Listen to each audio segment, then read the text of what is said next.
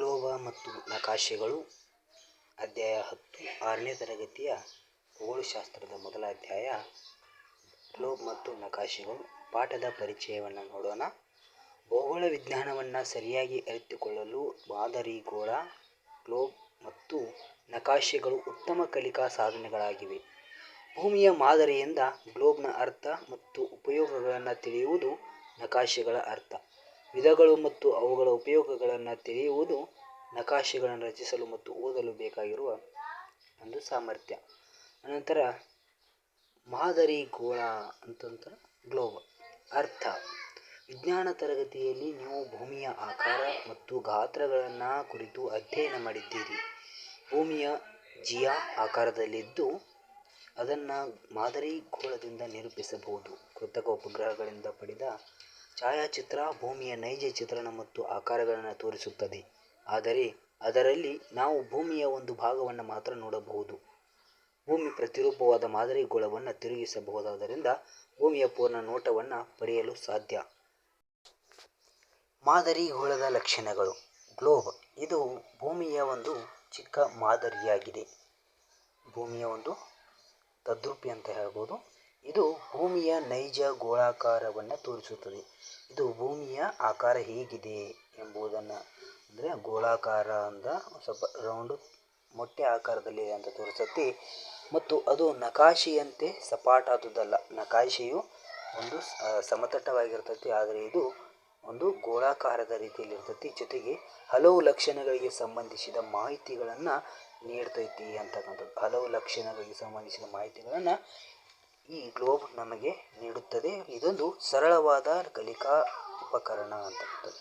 ಇದು ಭೂಮಿಯ ಒಂದಷ್ಟು ಮಾಹಿತಿಗಳನ್ನು ಕಲಿತುಕೊಳ್ಳಲು ಒಂದು ಒಳ್ಳೆಯ ಉಪಕರಣ ಅಂತ ಹೇಳ್ಬೋದು. ಈ ಮಾದರಿಯನ್ನು ಒಂದು ಟೇಬಲ್ ಮೇಲೆ ಇಟ್ಟು ತಿರುಗಿಸಿದಾಗ ಭೂಮಿಯ ವಿವಿಧ ಭೌಗೋಳಿಕ ಪರಿಕಲ್ಪನೆಗಳನ್ನು, ಇದು ಗೋಳಾಕಾರ ಇರುವುದರಿಂದ ತಿರುಗಿಸಿ ಯಾವ ಖಂಡಗಳು ಮತ್ತು ಯಾವ ನದಿಗಳು, ಯಾವ ದೇಶಗಳು ಎಲ್ಲಿದೆ ಎಂಬುದನ್ನು ಇಲ್ಲಿ ನಾವು ನೋಡಬಹುದು. ಆನಂತರ ಇಲ್ಲಿ ಉಪಯೋಗಗಳು, ಅಂದ್ರೆ ಇದರಿಂದ ಉಪಯೋಗಗಳು ಏನಾಗ್ತಾವೆ ಗ್ಲೋಬ್ನಿಂದ ಅಂದ್ರೆ, ಗ್ಲೋಬ್ ಭೂಮಿಯ ಆಕಾರವನ್ನು ತಿಳಿಯಲು ಸಹಾಯವಾಗ್ತೈತಿ.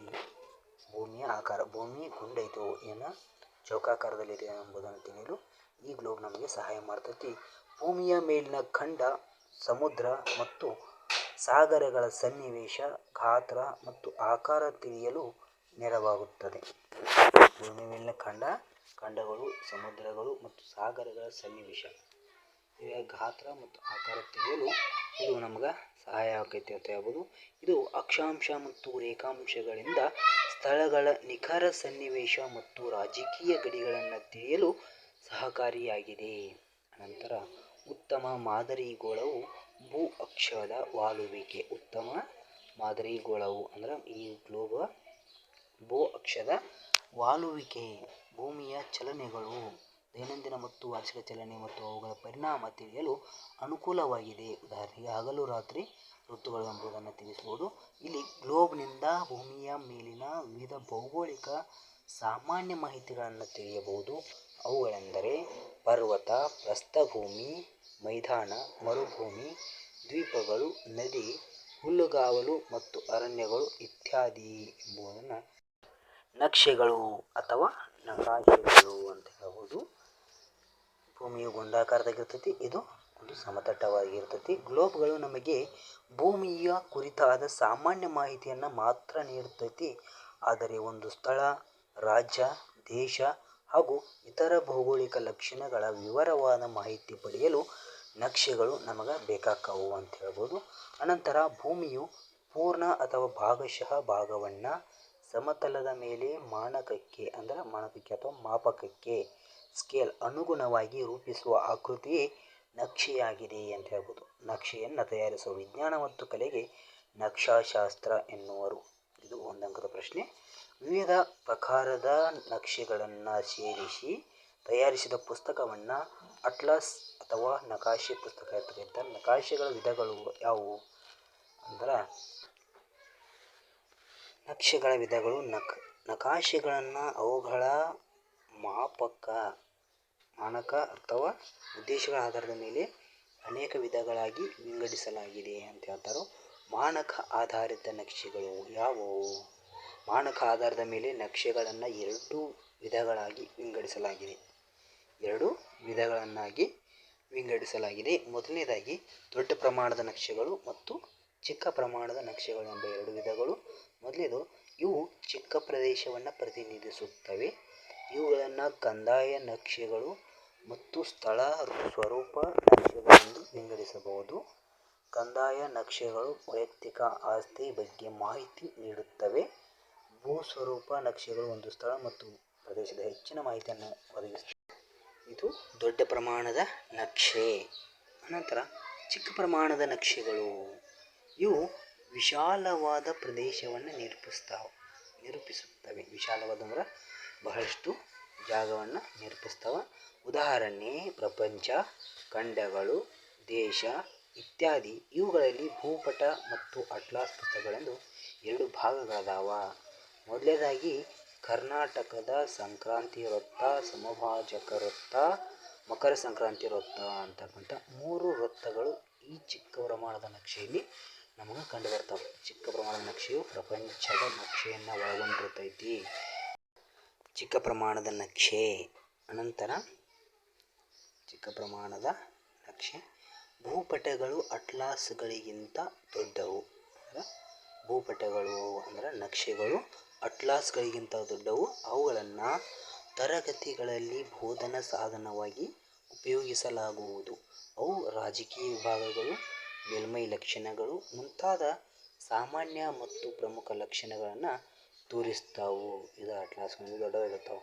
ಅಟ್ಲಾಸ್ ನಕ್ಷೆಗಳು ಚಿಕ್ಕದಾಗಿದ್ದರೂ ಅವು ನಮಗೆ ವಿವರವಾದ ಮಾಹಿತಿಗಳನ್ನು ನೀಡ್ತಾವೆ. ಅಟ್ಲಾಸ್ ಅಂದ್ರೆ ಇಡೀ ಖಂಡ, ಸಮುದ್ರಗಳು, ದೊಡ್ಡದಂಥ ಪ್ರದೇಶಗಳು ನಮಗೆ ಕಂಡು ಬರ್ತಾವೆ. ಉದ್ದೇಶ ಆಧಾರಿತ ನಕ್ಷೆಗಳು. ಇವು ವಿಷಯಾಧಾರಿತ ನಕ್ಷೆಗಳು. ಅವುಗಳನ್ನು ಈ ಕೆಳಕಂಡಂತೆ ವಿಂಗಡಿಸಲಾಗಿದೆ. ಮೊದಲನೇದಾಗಿ ಸ್ವಾಭಾವಿಕ ನಕ್ಷೆಗಳು. ಇವು ನೈಸರ್ಗಿಕವಾದ ವಿಷಯಗಳಿಗೆ ಸಂಬಂಧಿಸಿದ್ದು. ಭೂ ಮೇಲ್ಮೈ ಲಕ್ಷಣಗಳಾದ ಪರ್ವತ, ಪ್ರಸ್ಥಭೂಮಿ, ಬಯಲು ಪ್ರದೇಶ, ನದಿ ಇತ್ಯಾದಿಗಳನ್ನು ತೋರಿಸುತ್ತವೆ. ಮೊದಲನೇದಾಗಿ. ಅನಂತರ ರಾಜಕೀಯ ನಕ್ಷೆಗಳು ಅಂತ. ಇವು ರಾಜ್ಯ, ದೇಶ, ಖಂಡ ಮತ್ತು ಅವುಗಳ ಸ್ಥಾನ, ವಿಸ್ತೀರ್ಣ ಇತ್ಯಾದಿಗಳನ್ನು ತೋರಿಸ್ತವೆ. ರಾಜಕೀಯದೊಳಗೆ ಅಲ್ಲಿರ್ತಕ್ಕಂತಹ ರಾಜ್ಯಗಳ ಬಗ್ಗೆ ಮತ್ತು ದೇಶಗಳ ಬಗ್ಗೆ, ಖಂಡಗಳು ಇವುಗಳ ಬಗ್ಗೆ ನಮ್ಗೆ ಮಾಹಿತಿಯನ್ನು ನೀಡ್ತೈತಿ.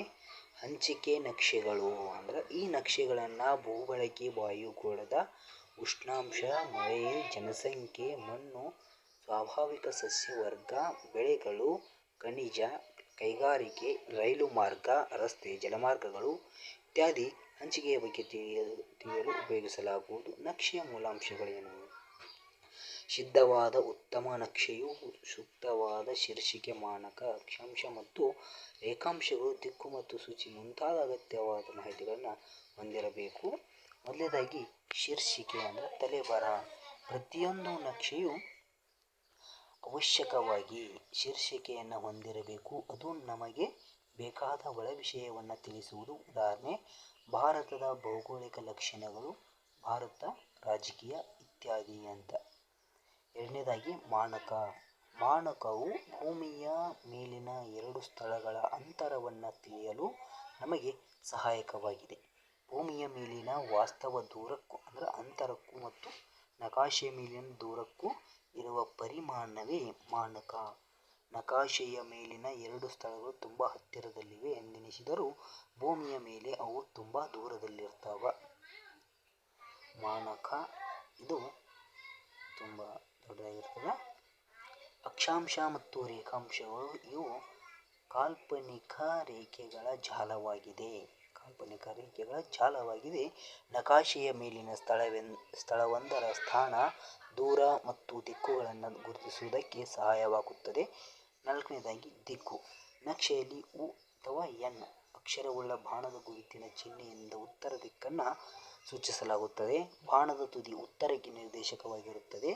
ಈ ಚಿಹ್ನೆಯಿಂದ ಒಮ್ಮೆ ಉತ್ತರ ದಿಕ್ಕು ತಿಳಿಯದಲೇ ಇದ್ದರೆ ದಿಕ್ಕುಗಳನ್ನು ಸರಳವಾಗಿ ಗುರುತಿಸಬಹುದು.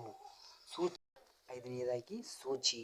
ನಕ್ಷೆಯಲ್ಲಿ ಸೂಚಿಸಲು ಮತ್ತು ಗುರುತಿಸುವುದಕ್ಕಾಗಿ ನಕ್ಷೆಯೊಳಗೆ ಸೂಚಿಸಕ ಮತ್ತು ಗುರುತಿಸಕ ಬಳಕೆ ಮಾಡುವ ಯಾವುದೇ ಒಂದು ಸೂಚಿಗೆ ನಕ್ಷಾ ಸೂಚಿ ಎಂದು ಕರೆಯುತ್ತಾರೆ. ಇದು ನಕಾಶದ ಪ್ರಮುಖ ಮೂಲಾಂಶವಾಗಿದ್ದು ನಕಾಶೆಯಲ್ಲಿ ತೋರಿಸಿರುವ ಎಲ್ಲ ಲಕ್ಷಣಗಳನ್ನು ಸೂಚಿಸುತ್ತದೆ. ಸೂಚಿಯಲ್ಲಿ ವಿವಿಧ ಬಣ್ಣಗಳು ಮತ್ತು ಭೌಗೋಳಿಕ ಚಿಹ್ನೆಗಳು ಬಳಸಲಾಗುತ್ತದೆ. ಉದಾಹರಣೆ ನೀಲಿ ಬಣ್ಣವು ಜಲರಾಶಿಗಳನ್ನು, ಹಸಿರು ಬಣ್ಣ ಮೈದಾನಗಳನ್ನು ತೋರಿಸುವುದು ಇತ್ಯಾದಿ. So please subscribe our channel Positive Field.